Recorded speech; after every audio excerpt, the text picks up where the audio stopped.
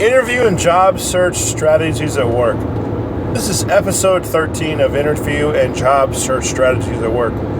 Thanks a bunch for watching. Listen to this podcast. I hope you're getting some good value out of it so far.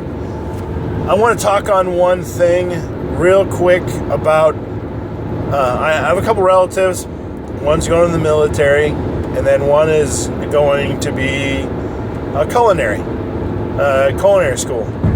So on one hand, you have the military. You go in, you get paid, and you also learn a skill at the same time, valuable skill. The other side is you're going for culinary, and you're getting a skill, really valuable skill in my mind, because everybody eats, dude. Everybody eats. So I would say that skill is probably,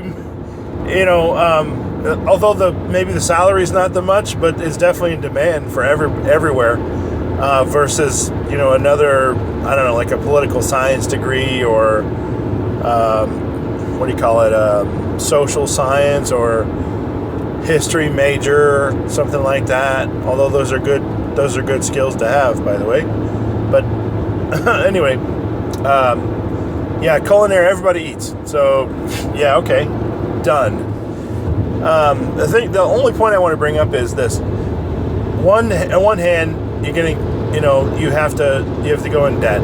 That's the only drawback to it. So you're, unless you're, parents or whatever, you're independently wealthy. I think cost is for culinary school, it's probably like $40,000 a year, I think, depending on what you go to. If you want to get that fancy degree, So here we go. I bring the point up, me saying this.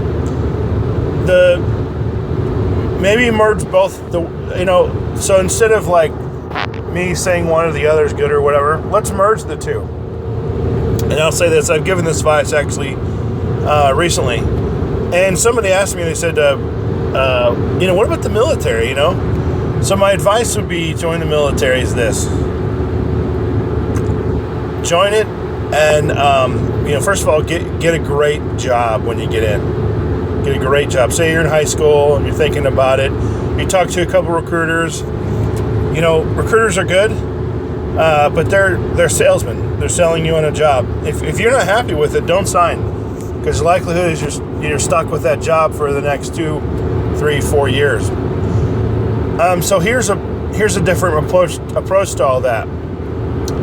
To join the National Guard or to join the Reserve, meaning the Army, the Air Force, the Navy. I don't know if the Navy has Reserve. I know the Army and the Air Force do. But guarantee your job. Say like, in this regard, IT would be like communications, job. So like, for instance, just do your homework on what jobs are what. This, let's see, 25 series actually in the Army is the communication side. I have to do more research on that, but in the Air Force, I forget what the jobs are. At any rate, the skills that you have, IT wise, are just going to be awesome. So you get what do you do when you're in the military? You get credibility. You get a validation of your skill set. They teach you until they teach anybody whatever they could teach whoever who has no idea about internet or computers. They can teach them that skill. That's how good it is. They do this all the time. They're experts at it, and so they're good at that. Obviously, so the skill you get in the military when you get out, it's just valuable, right? Also, like I said, you get credibility. You've been validated. You can say, I'm a veteran, or I learned a skill in the military. It's just, there's a credibility to it. It really is. Plus, they pay for your certifications when you get in. And so back to my point, right? Was this? I gave this advice, like I said, the other day, and it was this. join the reserve. I mentioned to him the Army Reserve, and then do your school. So some schools, like Army training, of course there's like basic training, and then there's AIT, which is like their school.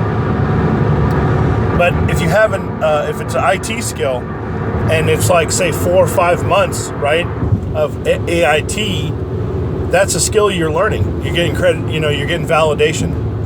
And then check this out. After you're done with the basic training in AIT, let's say you're in there 4 months, 5 months total for the whole deal.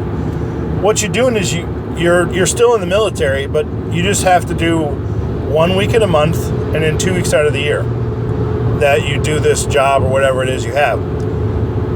So why is that good?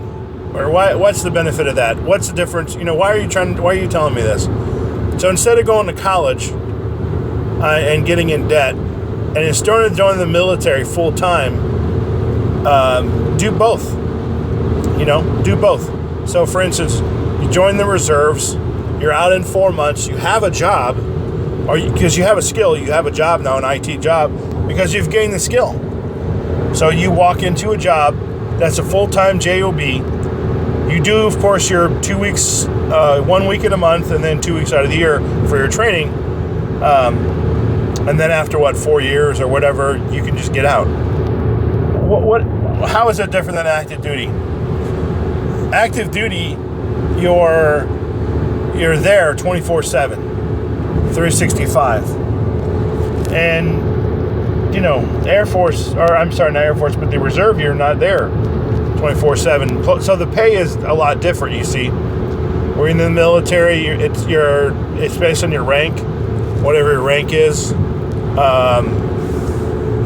However, whatever your rank is, E1 to E4, E5, whatever. You can Google it yourself and see what the pay is, versus, say, an IT job. If you just start out at $40K a year at IT, that's still paying more than what you get in the military. And so that's the value I would think. That's the advice I gave to this individual who asked me. And he's in high school, right? He asked me, oh yeah. So I gave him that advice, and that's the advice I'm giving y'all now. So, okay. Well, thanks a lot for listening to this podcast, and have a great day.